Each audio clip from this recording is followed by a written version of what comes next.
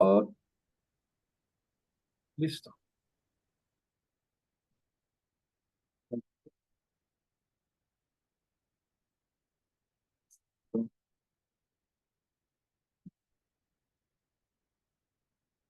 Listo, don Eric. Primero que todo, muchas gracias por esta oportunidad. Vamos a tener un espacio para demostrar algunos conceptos de Python como segunda parte referente a la sesión anterior, que explicamos algunos conceptos, básicamente, primero que todo, la justificación de su uso. Naturalmente, pues fue un vistazo porque el dominio del tema es muy grande. En esta ocasión vamos a parte complementaria, utilizar una herramienta web en la cual puedes programar en Python de manera bastante amigable y con eso te puede servir también para conectarte con el mundo de análisis de datos y demás. Entonces, para ir empezando aquí un poco, recordemos que básicamente mucho del esfuerzo en ese sentido es pues, promocionar lo que la escuela de informática tiene su haber. Por ejemplo, tenemos en los proyectos de educación permanente, específicamente los de ICAE. De hecho, la programación Python básico empieza esta semana, pero también tenemos habilitado el curso para análisis y ciencia de datos utilizando Python, que va a empezar en septiembre, para que lo tengan a ver. Y no creo que va a chocar con clases, porque eso va a ser sábado en la mañana. Entonces, para que también pues le comenten a sus amigos, familiares, o hermanos, hermanas, papás, abuelos, tíos, etcétera, los que básicamente podrían matricularse en el mismo, ¿no? Bien, entonces, bajo ese sentido, vamos a ir hablando acerca de nuestro entorno de Python que vamos a observar pues hoy. Voy a abrir una ventana en mi explorador y lo voy básicamente colocando algunos enlaces que podríamos usar en esta oportunidad. Entonces, vamos a ver si mi navegador levanta. Muy bien. Entonces, lo que vamos a usar es una herramienta que se llama Google Collaboratory. Lo puedes escribir y lo voy a colocar en el chat el enlace completo para que lo tengamos por acá. Que tenemos aquí el chat en ese sentido. Y entonces los invito a que abran el enlace que acaba de colocar en el chat. Quizás aquí vea una pregunta entre Python y R, ¿cuál es más utilizado? A ver, Python en términos general, sinceramente. R es muy fuerte para estadística, análisis de datos también, ¿verdad? Para ser transparente con el asunto, sería interesante que domine las dos áreas. Recordemos que las tecnologías no es algo como cuestión de gusto o por simplemente alguna afinidad banal, sino que entre más tecnología sepas, mejor te puede ir. Y no es algo como si fuese un equipo deportivo. Soy del equipo rojo, soy del equipo blanco, ¿verdad? Simplemente tengo muchas armas a la mano y eso es lo que realmente se debe buscar. Ser políglota en diferentes tecnologías, ya sabes, temas de infraestructura, temas de nube, temas de programación, temas de networking, cybersecurity y demás, ¿no? Entonces, vamos a, primero que todo, continuar con el tema de los cuadernitos. Como es para muchos la primera vez, quizás para ese tipo de herramienta, y yo lo he utilizado pues algún tiempo, entonces a mí me parece un montón de ejemplos. Pero yo voy a simplemente darle cancelar esta ventana para que aparezca la visualización por defecto. ¿Bien? Entonces, ¿qué es lo que contiene este entorno? Es un entorno básicamente de programación que se puede programar tanto como Python y R, inclusive, y otros más. Recientemente, como producto de Google, ha incluido algunos. componentes de inteligencia artificial como Gemini, API, en el cual puedes hablar con el sistema para darte información perfectamente, como si fuese un ChatGPT también, y que está integrado con ella, ¿verdad? Pero hoy por hoy la vamos a usar quizás de manera introductoria a Python únicamente por cuestiones de tiempo en ese sentido. Entonces, como pueden observar, eso es una plataforma, ¿no? Que puedes programar. Puedes incluir prosa, enlace, documentación, letra en mayúscula, letra en negrita, títulos, lo que usted necesite, y pueden decir si el código dónde está. Y lo puedes empotrar perfectamente. Perfectamente, como por ejemplo decir que vas creando a nivel de bitácora o una revista, un libro en el cual vas describiendo los pasos que vas haciendo para resolver algún problema de manera documental, y luego puedes incluir código vivo que es ejecutable al 2000%. Esto contrasta mucho quizás a la triste, célebre, ¿verdad? Presentaciones de PowerPoint donde la diapositiva es lo que es y a costo de una animación gráfica y se acabó. Pero en ese sentido, ese tipo de herramientas puedes explicar la solución a los problemas que estás tratando de resolver mediante código, y puedes modificar en caliente y ejecutarlo sin ninguna circunstancia, ¿verdad? Esta situación es básicamente gratis para todos los usuarios de Google en ese sentido, y lo puedes asociar a tu correo electrónico, por ejemplo. Esto es básicamente lo que estoy usando de momento, y ese soy yo. ¿Cómo es que se usa de manera inicial? Porque eso es básicamente un ejemplo, ¿no? Entonces, voy a cerrar la ventanita que aquí aparece para que salga más cómodo. Dicho sea paso, la misma conecta con Google Drive, y entonces tus documentos y archivos y datos pueden básicamente hablarse no solo con Drive, sino con otras tecnologías de almacenamiento de datos, tales como Google BigQuery, como Google Storage y AWS. Inclusive todos los servicios que estén en Internet también se pueden conectarse porque está en Internet. Es básicamente la plataforma que vive en la nube, y por lo tanto pues, se puede conectar con una amplia variedad de productos. Vamos a abrir un documento nuevo, quizás, porque siempre nos gusta abrir algo nuevo.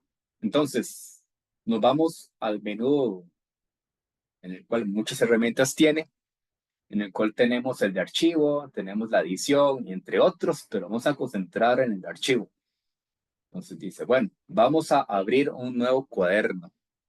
¿Por qué es que le dicen cuaderno? Pues básicamente, a la similitud de los cuadernos de papel que tienen renglones, este sistema tiene celdas, y a semejanza de los renglones, ahí es donde puedes escribir tanto la prosa, lo que vayas a hablar, pero también el código.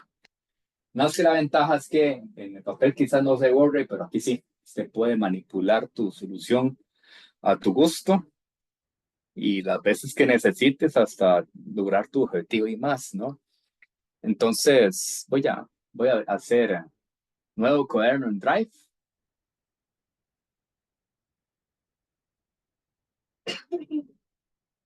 Nuevo cuadernito en Drive. Esta por default va a darte un lienzo en blanco, quiero decir vacío, donde está esperando que le escriba cosas, ¿no? Digamos, puede ser código, puede ser prosa, texto, lo que necesites. También por default te va a sugerir un título. Y aquí básicamente, como he hecho varios, entonces va a aparecer aquí un documento sin título, número 19, porque he hecho 18, básicamente. Pero puedes colocar el que quieras. El consumado le da clic, y lo modificas. Y lo voy a escribir. Digamos, introducción, intro, Python, digamos, voy a escribir notebook. Poquito aquí.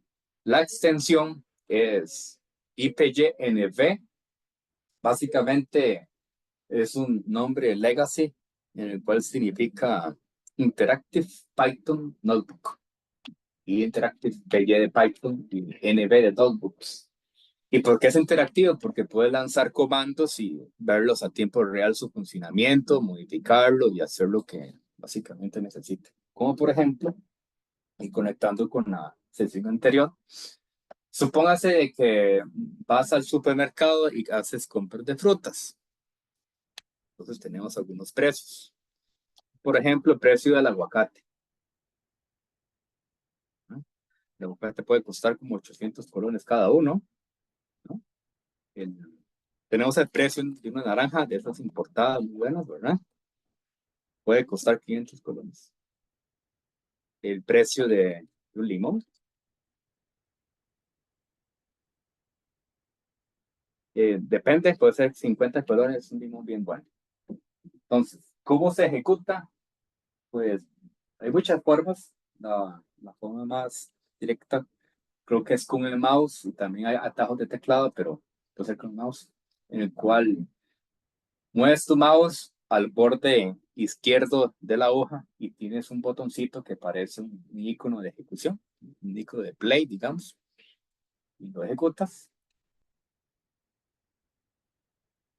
Este toma algún tiempo porque está conectándose con básicamente una capa de computing y te va a dar un recurso de cómputo para ejecutar. ¿Cuál recurso de cómputo? Bueno, tiene que cargarse en la infraestructura, que ya lo hizo, lo más 10 segundos, digamos. ¿Qué es lo que da la plataforma? En este sentido, para sus usuarios hoy por hoy, te da un compute engine, una infraestructura de un poquito más de 12 gigas de RAM y en storage un poquito más de 107 gigas de disco, digamos, en disco, para usted, para que pueda jugar y básicamente hacer todo tu análisis que necesitas. Este tipo de herramientas se utiliza mucho, ¿no? El esfuerzo de hacer, básicamente, demostrar esas mismas que se utilizan en diferentes industrias. No quiero citar un montón porque básicamente todas, digamos, financiero, medicina, biología, contable, ingeniería, metalurgia, química, docencia, todo lo que pueda ser hecho por el ser humano podría utilizar ese tipo de herramientas, ¿no? Entonces es realmente muy genérica, muy versátil, que te puede ayudar para lo que necesites. Entonces, he ejecutado la celda, la puedo ejecutar muchas veces, no hay ningún problema, que lo que está haciendo es definiendo esas tres variables, el precio del aguacate, la naranja y el... Entonces, en la sesión anterior, observamos cómo se pudo haber sumado pues dichas variables. No sé que el sistema está sugiriendo su contenido. Puede ser de la siguiente manera, aplicándole con un símbolo de más entre las variables en los cuales hace referencia a los datos. Entonces tenemos un resultado. Muy bien. A continuación, vamos a ir creando algunas estructuras de datos para que el cómputo sea más sencillo. ¿Mm? ¿En qué sentido? Vamos a hablar acerca de una estructura de datos que se llama lista. Voy a poner aquí, lista. Profe, ¿pero qué acaba de hacer? Lo que hice fue lo siguiente. En lugar de colocar un reglón o una celda de código, lo que hice fue colocar una celda de texto. Voy a hacerlo de nuevo. Vamos a ver. Voy con mi mouse, en esta herramienta, ¿verdad? Voy con mi mouse y más o menos por el centro aparecen dos botones, uno que dice código y otro que dice pues, texto. Si quieres agregar prosa para explicar o documentar tu solución, pues le das clic ahí y te aparece un cuadro para editar. Tiene pues, los controles pues, básicos para poder documentar lo que necesites. Por ejemplo, esto es una introducción a las estructuras de datos en Python. Obviamente es un vistazo, ¿no? Hay mucho poder aquí. Entonces, nótese que felizmente puedes escribir lo que necesites, además de colocarle negrita a lo que vayas a necesitar, piezas de código, enlaces, lo que lo que necesites, ¿no? Voy a nada más colocar esto en negrita. Iconos, imágenes, pues fórmulas, lo que quieras. Entonces vea cómo se. Entonces, bueno, tengo aquí una celda que ya previamente le había hecho, la puedo modificar, nada está escrito en piedra, ¿verdad? Entonces vamos a introducir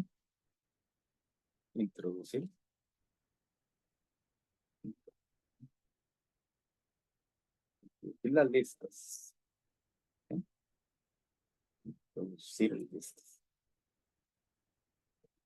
Entonces, ¿qué es una lista? Básicamente es una colección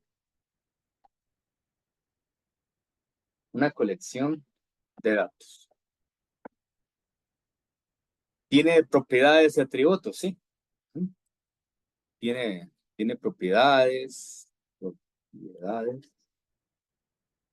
tiene atributos y otros elementos que lo pueden describir. ¿Para qué se utilizan? Para poder pues, gestionar la colección de información. Vemos nuestro ejemplo. En nuestro ejemplo tenemos algunos precios de algunas frutas. Yo quiero colocar una estructura de datos que me logre ensamblar los 3 precios. Entonces voy a decir, digamos, esta es la lista de compras. Un nombre variable. ¿No? ¿Por qué quiero tener una variable, los 3 datos? Porque con ella puedo hacer muchas cosas. Como por ejemplo, voy a crear esa lista porque son los elementos que quiero comprar o que he comprado. La gramática de la creación de estructuras de datos pues puede variar de tecnología en tecnología y también de tipo en tipo, naturalmente. En Python, para poder englobar, digámoslo así, hacer referencia a una colección de datos específicamente para las listas, lo que se debe colocar son los paréntesis cuadrados o los corchetes, tal como está en la imagen. Si no, se ve la imagen un poquito más grande, ¿no? Y dentro de los corchetes coloca la referencia de los datos o los datos meramente dichos de manera explícita. En este caso lo va a colocar por referencia de variables. Ya las variables las hemos creado y ellas mismas hacen su propia referencia a lo que tiene su contexto, naranjas, aguacates y limones. Entonces voy a escribir acá el precio del aguacate, ¿verdad? Para poder describir que voy a agregar otra, pues simplemente coloco la coma y coloco aquí el precio del naranja. Voy a agregar otra.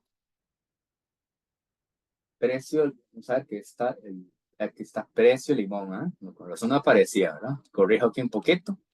Precio limón. Mira que está malo, ya lo arreglé. Lo vuelvas a ejecutar y por lo tanto ya el precio del limón debería aparecer. No todo, cuando uno hace cosas, no todo está perdido, naturalmente, ¿no? Esto, quito esto un poquito, ¿no? No todo lo que uno escribe y que esté malo, pues está echado a perder. Usted lo puede corregir sin ningún problema, porque con tu mouse puedes darle clic en la celda o en el reloj, como quieras llamarle, y simplemente te permite hacer la edición, ¿no? Lo que vayas a hacer. A la muy derecha tiene algunos controles en los cuales podrías mover la celda hacia arriba o hacia abajo, pues agregar enlaces, comentarios, configuración un poco, hasta finalmente borrarlo. Este tarrito de basura simplemente puede borrar esa celda. Entonces, digamos que estoy conforme con lo que he hecho. Estoy creando una estructura de datos en los cuales describe o une esos 3 elementos, solo por cuestión de ejemplo, bajo una misma sombrilla, digamos, como decimos aquí, ¿verdad? Un mismo paraguas. Esta variable que se llama lista de compras la puedes invocar de nuevo, ¿verdad? No importa, la lista de compras. Perfectamente. Y supóngase que la quiero visualizar otra vez, porque simplemente quiero verlo. Entonces aquí les pregunto, miraste, estos valores que están acá tienen sentido según los datos originales. Pues están asociados, pregunto.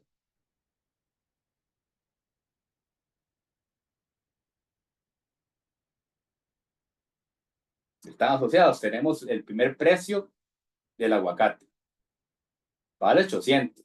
Por lo tanto, si está en la primera posición a la hora de construir la lista, es esperado que sea el dato en el cual a la hora de obtener su representación aparezca de primero. Lo mismo que la naranja, que cuesta 500 colones, y el limón, que cuesta 5. Y aquí tengo mi hermosa lista de compras.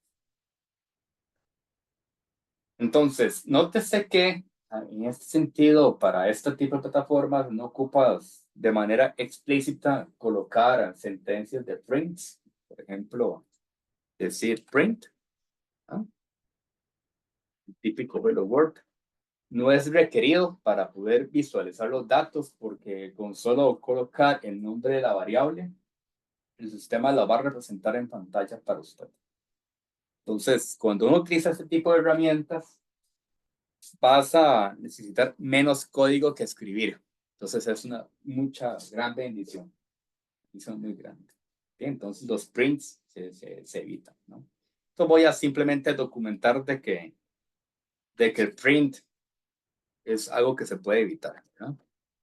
Digamos los prints, la función print se puede evitar. Quizás se pueda andar preguntando, ¿qué es eso verde que acaba de colocar en pantalla? Lo que pasa es que eso verde básicamente es una línea en el archivo en el cual está configurado para que sea un comentario. Puedes escribir lo que necesites en ese comentario porque los comentarios el intérprete básicamente los esquiva o los pasa por alto. Bien, no los lee.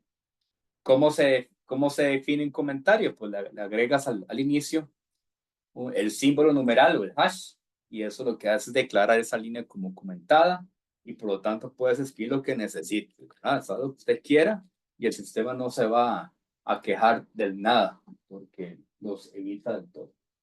¿Bien? Los comentarios son demasiados útiles, demasiados. Son importantes para poder documentar lo que estás haciendo y con eso reportar las funcionalidades a tu equipo de trabajo, futuros clientes, hasta usted mismo, ¿no? Bien, entonces este es el comercial de que no se ocupa hacer prints para ver datos, tal como una lista de compras. Quizás la propiedad que uno quisiera ver es cómo puedo agregar más información a la lista de compras, porque supóngase que te llamaron por teléfono mientras estabas en el supermercado y te pidieron una sandía. ¿Eh? Entonces, me acaban de llamar, ¿no? Acaban de llamar, ¿no? Y me pidieron una sandía. ¿Ya? La sandía perfectamente puede costar, digamos, precio de la sandía, digamos que cueste 1,000 colones. Les recuerdo que la creación de variables en Python no se ocupa definir el tipo de dato, eso lo hace automáticamente el sistema. Y algo importante también que ustedes van a estar lidiando durante toda su existencia es con el punto y coma. En Python no se ocupa colocar punto y coma al final en ninguna forma.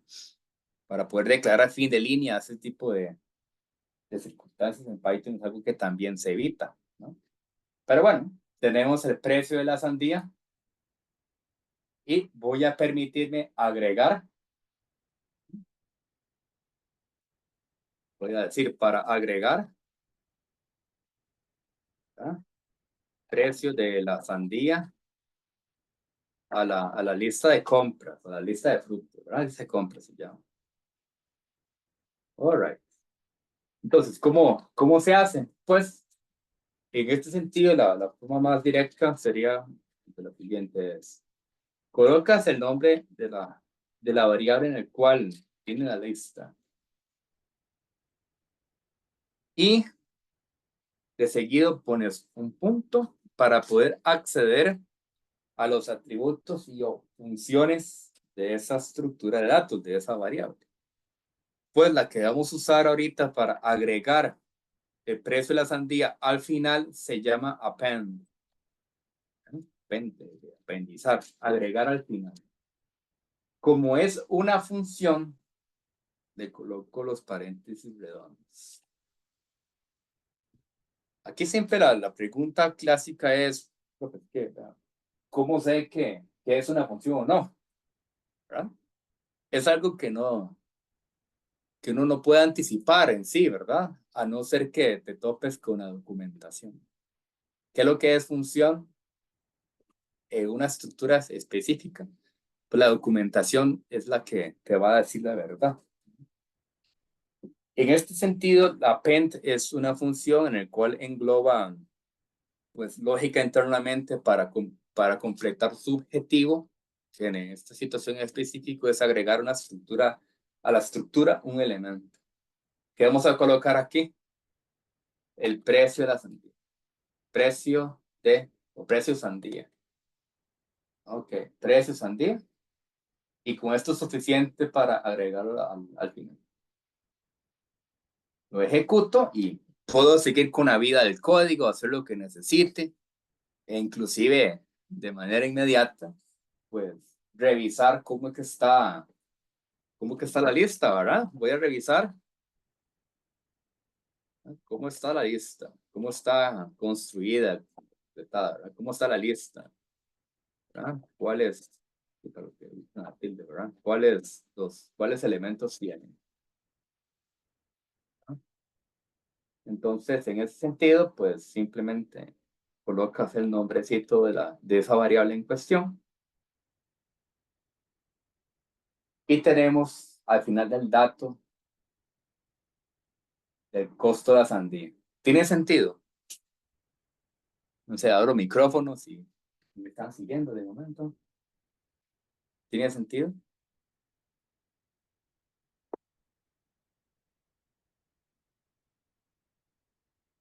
¿Tiene sentido? ¿Se agregó el precio de la sandía?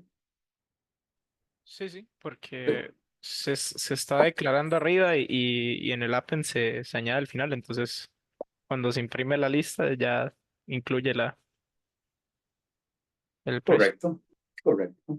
Entonces, supóngase que ya llegas a la caja del supermercado y bajo ese sentido, pues deseas obtener el monto a pagar, el precio final.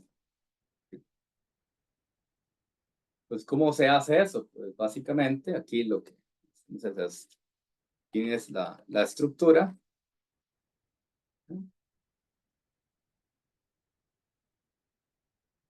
Y la estrategia aquí es colocar una función que se llama sum. La función sum, que lo voy a escribir por aquí para que, digamos, ¿verdad? Para que quede notado, la función sum permite sumar aritméticamente o matemáticamente los elementos de la estructura.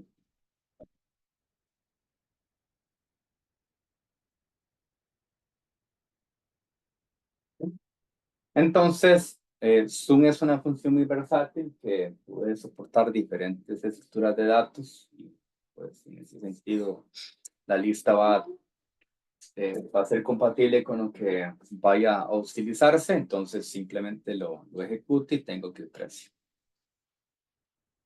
El precio a pagar sería 2.350 si tenemos esas cuatro frutas, en realidad. Entonces aquí, igual conectando como observamos la sesión anterior, pues puedo orientar la solución del sum hacia una variable. Entonces puedo decir precio total o precio final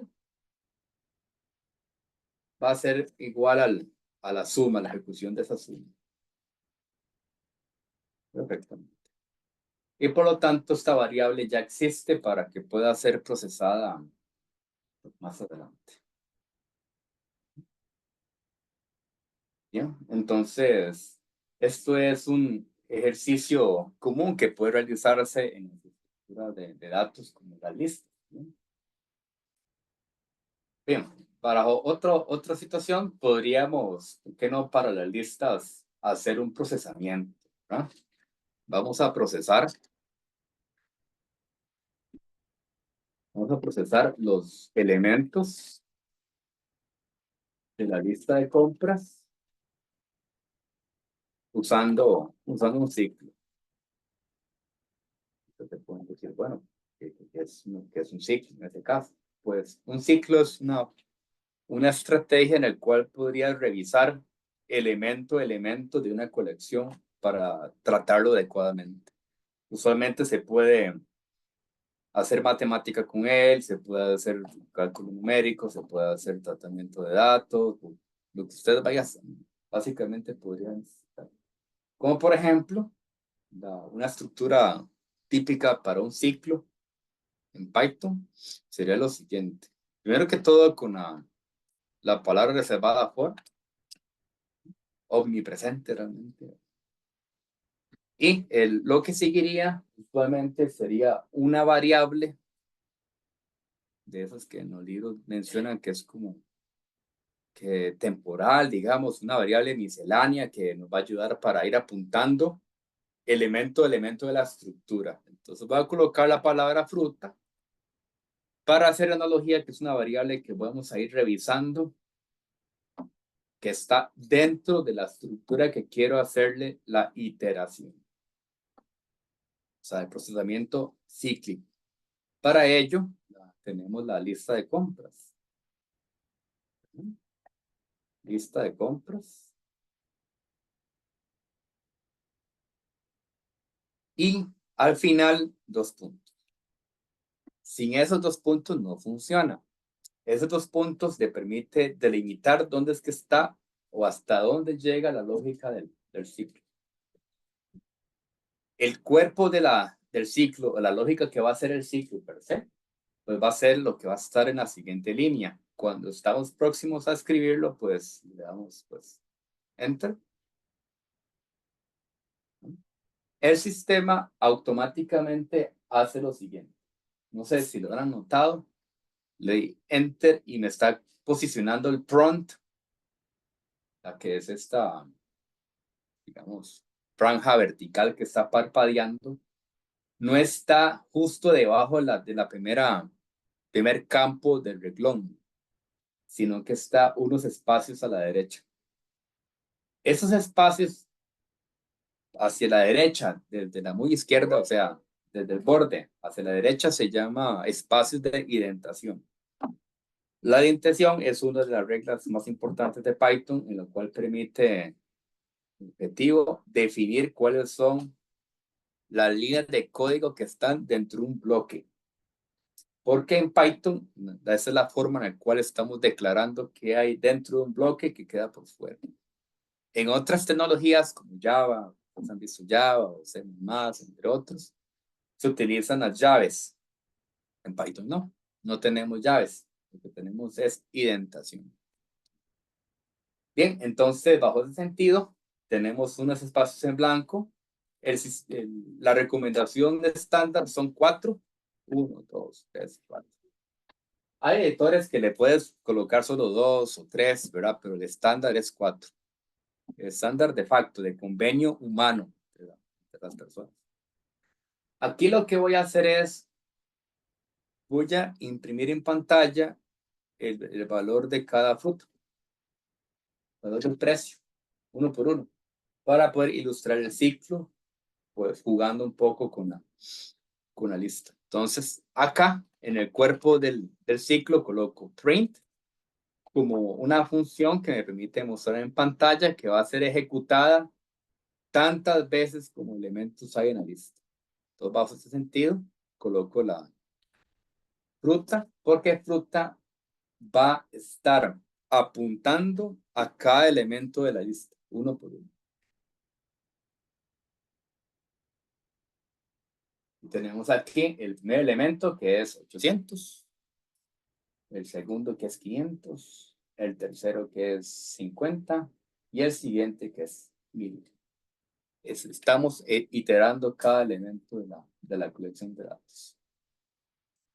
Bien, entonces no sé si de momento me siguen, tenemos alguna inquietud.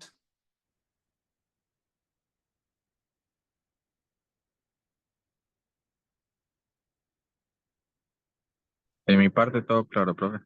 ¿Todo claro?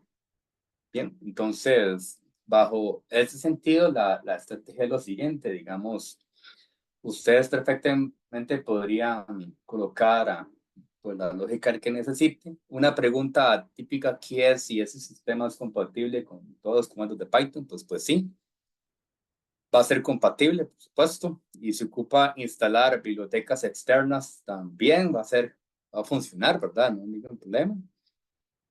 Simplemente es algo que puedes aprovechar, ¿no?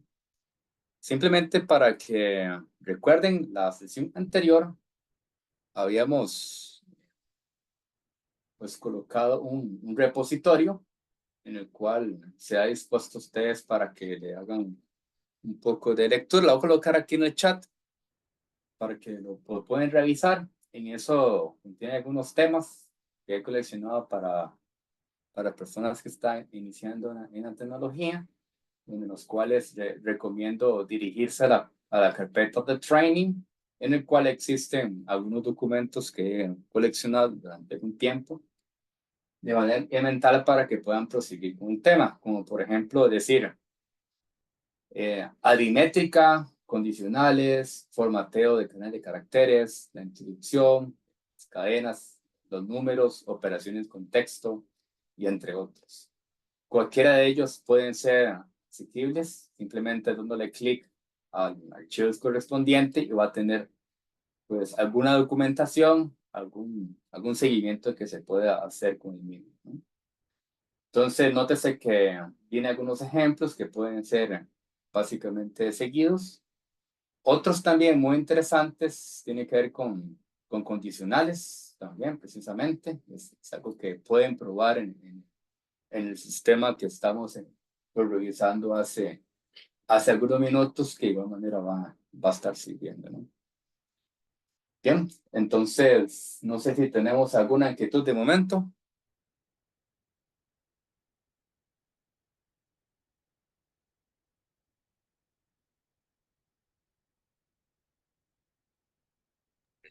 Todo bien, vamos. ¿Todo bien? Bien, entonces, no sé, Mayit, no sé si lo podemos plantear una tercera reunión o ¿verdad? Para el programa como por acá, ¿verdad? Si usted puede hacer ese gran favor y Ujú, imagino que los estudiantes también creo que pueden, era muy efectivo, era más que todos, era 40 minutos una clase ahí, no claro. cansado, no largo. ¿Qué Ujú, opina? A ver, primero que sería gran favor que usted haga ese favor, número uno, porque primero, entonces usted me dice que sí puede, ¿cierto? Si correcto. puede.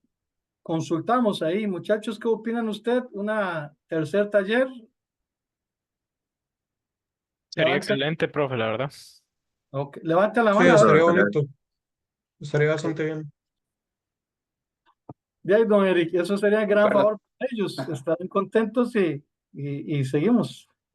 Seguimos. Entonces, simplemente recuerden siempre estar en contacto de todas las oportunidades que básicamente se florecen, ¿no?